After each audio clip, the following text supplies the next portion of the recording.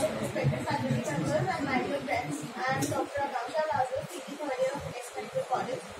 Present before you are study to determine depression among rural geriatric population of indore. Keep the mic within your reach. Okay. That is Part, aging is a natural process which is associated with physiological and biological changes. Globally, the proportion of elderly has been rising steadily. It has increased from 7% in 1950 to 11% in 2007 and expected to rise by 22% by 2050. 71% of the elderly population reside in rural areas, whereas only 29% in urban areas. Old age faces various kinds of disabilities in the form of physiological, physical, mental and social impairment.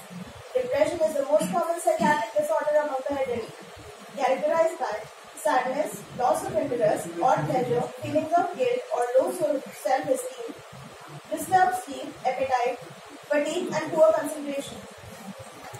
Depression in later life is particularly costly because of the excess disability it causes and its deleterious interaction with physical health. Depression is not a natural part of aging. It is often reversible with prompt recognition and appropriate treatment.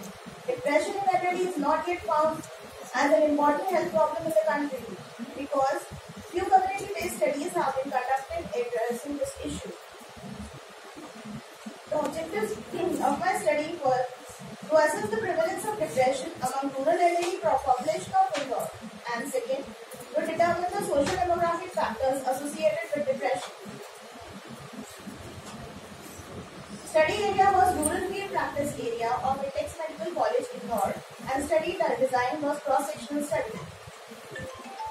Sample size was calculated using the formula 4PQ by L square, taking prevalence of depression in geriatric population as 52%, and sample size calculated was 380. Out of the 30 villages in rural field practice area of Akanksha Medical College, 15 were selected alternatively. From each village, sample proportion to the geriatric population was calculated, and 20% of the geriatric population from one village was included in the survey.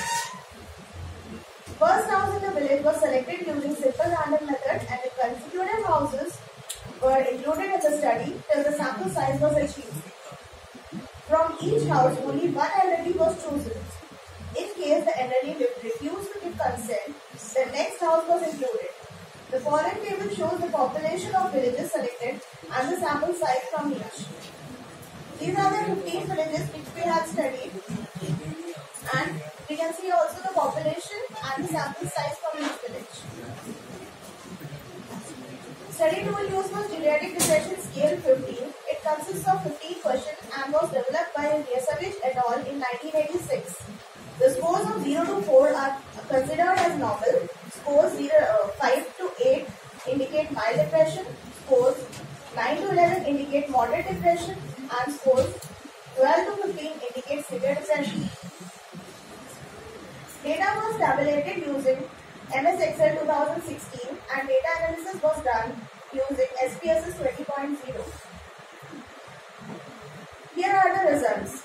As we can see, normal people, that means with no depression, were found only 31.1%, and having mild depression were 41.3%, and 19.5% had moderate depression, and 8.2% had severe depression.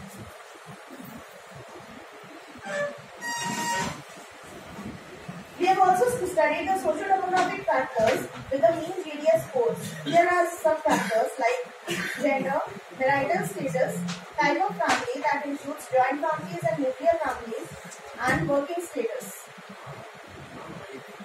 The difference between the mean GDS with gender and marital status was statistically not significant.